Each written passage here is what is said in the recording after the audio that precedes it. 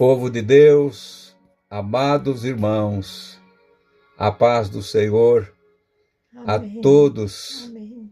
Sejam bem-vindos a mais um momento da palavra. A paz de Deus, graça e paz, queridos irmãos, Igreja do Senhor, Igreja do Deus vivo. Somos os vossos irmãos em Cristo, Fernando e Esther Koenig. Somos agradecidos a Deus por Ele nos dar esta oportunidade. Os meses vão passando, os dias, os anos rapidamente se vão, mas nós estamos aqui todos os dias para transmitir uma palavra de ânimo, de esperança para todos vós. Nós agradecemos a você que tem compartilhado as mensagens, está inscrito no canal Devocional com o pastor Fernando Koenig. É um devocional diário. Você procurando lá no YouTube vai fazer inscrição diretamente conosco. Seja muito, muito bem-vindo.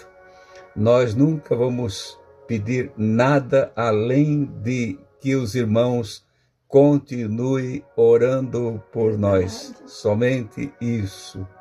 Orem por nós e nós estamos orando pelos irmãos. Esta família linda que cresce todos os dias, ela vai crescendo e vai se agigantando e ficando mais forte. Aleluia. Que é Cristo em vós, esperança da glória.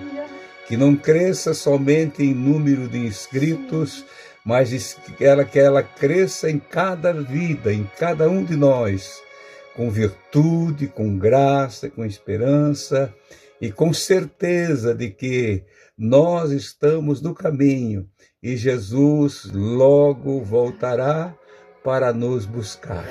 Sejam muito bem-vindos, amados irmãos. Ontem nós falamos aqui sobre Pedro, o Simão Pedro, que negou por 3 vezes o Senhor Jesus. E hoje eu lendo alguns comentários, alguns irmãos falaram sobre Pedro.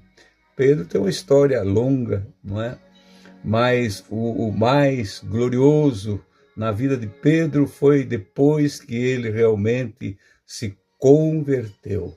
Realmente, quando ele negou o Senhor, lá na noite em que o Senhor estava sendo julgado, naquela madrugada fria, terrível, a gente daqui de longe pode dizer, mas Pedro não podia ter feito isso, Pedro era isso. E se nós estivéssemos lá, irmãos, qual seria a nossa atitude diante daquele quadro?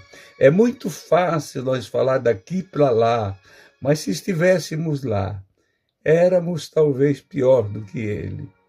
Por pouco, Pedro não teve o mesmo destino de Judas. Por pouco, por pouco. Mas o Senhor, depois de ressuscitar, está no capítulo de número 16 do Santo Evangelho de Marcos. Quando as mulheres foram ao sepulcro ainda escuro de manhã, elas olharam assim, o túmulo, a pedra estava removida, e tinha um anjo vestido de branco ali sentado. E disse para elas, quem vocês procuram é o Nazareno. Ele já ressuscitou, mas ele tem um recado aqui para vocês. Eu tenho uma notícia para passar para vocês, mulheres, para entregar para os homens que estão lá escondidos. E diz assim no versículo de número 6 do capítulo 16 de Marcos. Ele, porém, disse-lhes, não vos assusteis, buscais a Jesus Nazareno, que foi crucificado. Já ressuscitou e não está mais aqui. Eis aqui o lugar aonde ele estava. Mas ide e dizei, olha só, irmãos, ide e dizei aos seus discípulos, onde é que estava Pedro? Mas parece que o anjo para um pouquinho. E as irmãs, com certeza, aquelas mulheres corajosas daquela madrugada, pararam e disse, realmente Pedro foi esquecido. A mente humana é muito rápida no pensar, no raciocinar. Talvez elas pensaram isso. E o nosso irmão Pedro realmente foi esquecido. Mas de repente o anjo prossegue e diz: e a Pedro também. Diga aos discípulos dele e a Pedro também ir para a Galileia, no lugar aonde nós combinamos. Você tem alguma coisa a falar sobre isso, Esther? É a grande misericórdia e o amor de Deus. O amor de Jesus por aquele discípulo. Jesus sabia o que seria Pedro no futuro.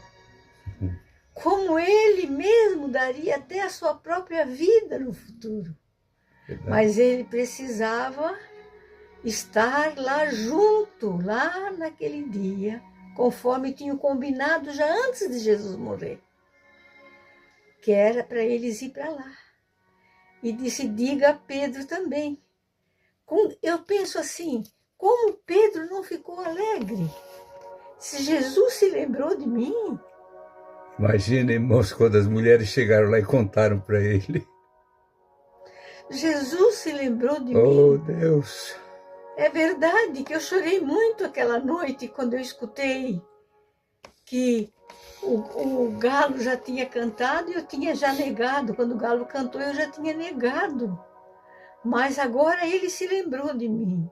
Irmãos, o que faz o amor? O que faz o amor de Deus na vida de um que pensa que não tem mais jeito para ele? Que ele não tem mais misericórdia, menos ainda amor? O que passa na cabeça dessa pessoa? Meu Deus. Mas ele se lembra de mim e de ti. Ele se lembra de nós. Mesmo quando às vezes nós como humanos podemos errar, mas quando ele vê que nós choramos arrependidos, como ele lembra de nós. Queridos irmãos, na realidade Pedro foi se converter e converteu-se realmente convertido quando sobre ele desceu o poder do alto. Quando ele no Pentecoste, junto com os discípulos, se humilhou, ele teve um encontro com Jesus lá no Mar da Galileia, onde Jesus por 3 vezes perguntou para ele: tu me amas, Pedro? E ele disse: sim, Senhor, eu te amo. Então cuida dos meus cordeirinhos, seja um pastor de almas. Pela 2ª vez a mesma pergunta. E pela 3ª vez foi como uma lança, como uma espada que entrou na alma dele. Tu me amas, Pedro? Sim, Senhor, tu sabes que eu te amo. Tu sabes que eu te amo. Mas logo depois, ele já perguntou sobre João. E esse aí, o que vai acontecer com ele? E Jesus já repreendeu ele outra vez, lá na beira do Mar da Galileia. Naquela noite das 3 perguntas, naquele dia, dizendo: cuida de ti, Pedro, deixa ele. Se eu quiser que ele viva sempre, o que tu tens a ver com isso? Cuida de ti, Pedro. E Pedro, irmãos, lutou, não desanimou. Lá no Pentecostes. Aleluia!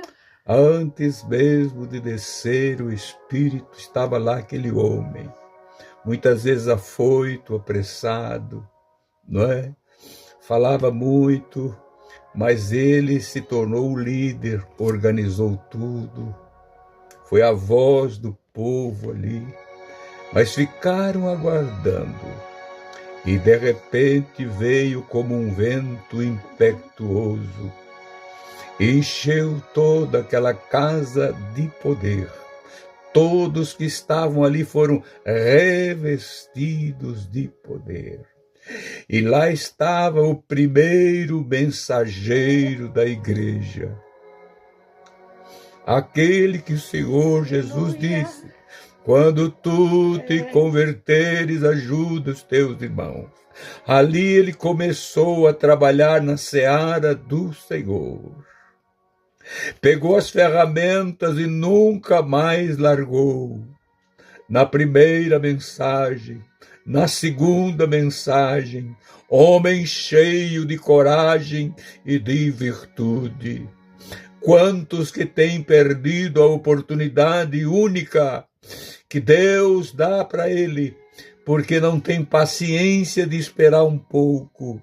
Pedro, com todos os defeitos, como nós também temos, ele foi perseverante e cheio da graça e do poder, cheio do Espírito Santo. Suas mensagens eram mensagens poderosas. Quando alguém perguntava, irmãos, o que nós devemos fazer, o que vamos fazer? E ele pregava a mensagem mais linda do Evangelho: arrependei-vos, arrependei-vos. Ele entendia muito bem de arrependimento.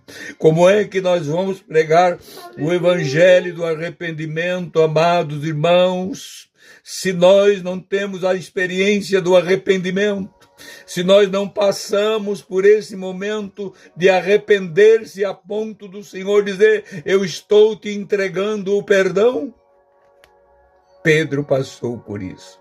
Olha o resultado daquele: Simão, Simão, o diabo pediu para vos andar como trigo numa peneira, mas eu orei por vós, para que quando tu te convertas, ajude os teus irmãos.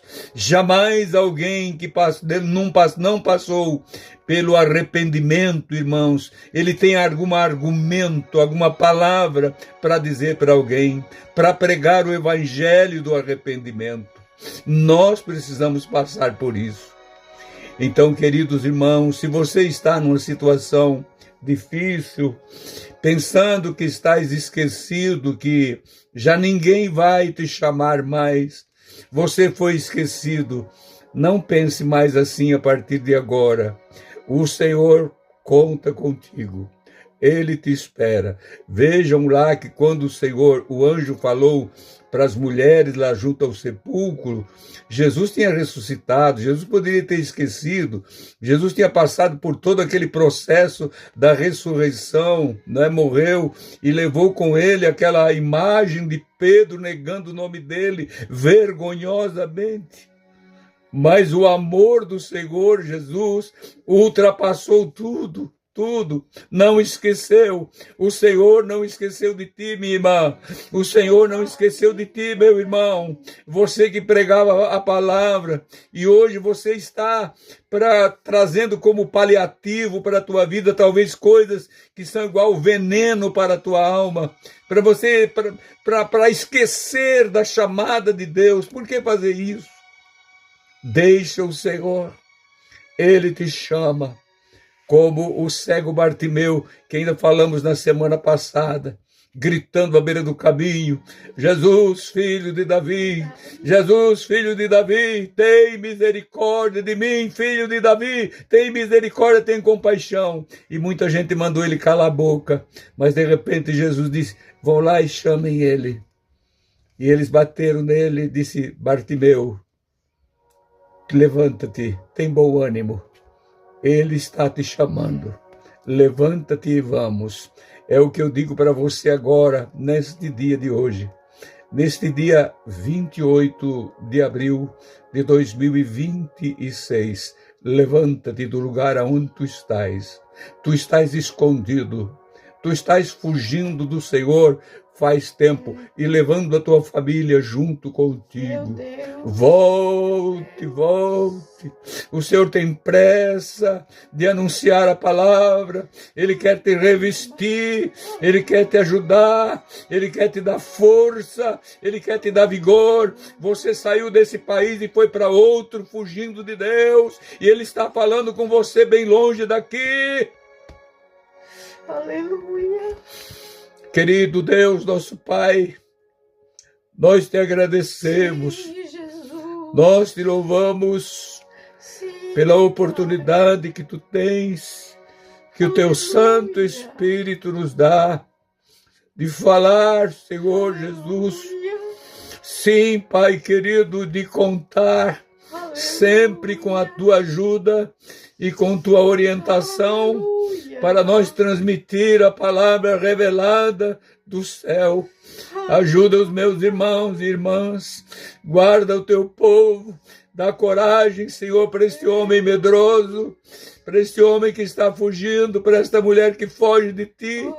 Sim, Pai, aonde eles estiverem, Pai, na margem dos caminhos, nas fronteiras, aonde eles estiverem, traz, Senhor Jesus, para eles, faz eles lembrar da chamada, faz eles lembrar do teu grande amor que derramaste sobre eles, faz eles lembrar, Senhor Jesus, do derramamento do Espírito naquele dia sobre cada um deles. Desperta, Pai, a tua igreja em toda a terra, desperta o teu povo, Senhor, acorda aqueles mesmos que estão aqui bem perto de mim, Senhor, quem sabe até congregando junto comigo, meu Deus, pelo amor do teu nome, eu peço a ti, Senhor, neste dia, e glorifico a ti pela tua presença, pelo teu amor e pela revelação da tua palavra, em nome de Jesus. Amém e amém. Santos irmãos, Igreja de Cristo em toda a terra, Deus seja convosco, dê lugar sempre ao arrependimento e à operação do Espírito na tua vida. Querendo o Senhor, amanhã nós voltaremos. Aleluia.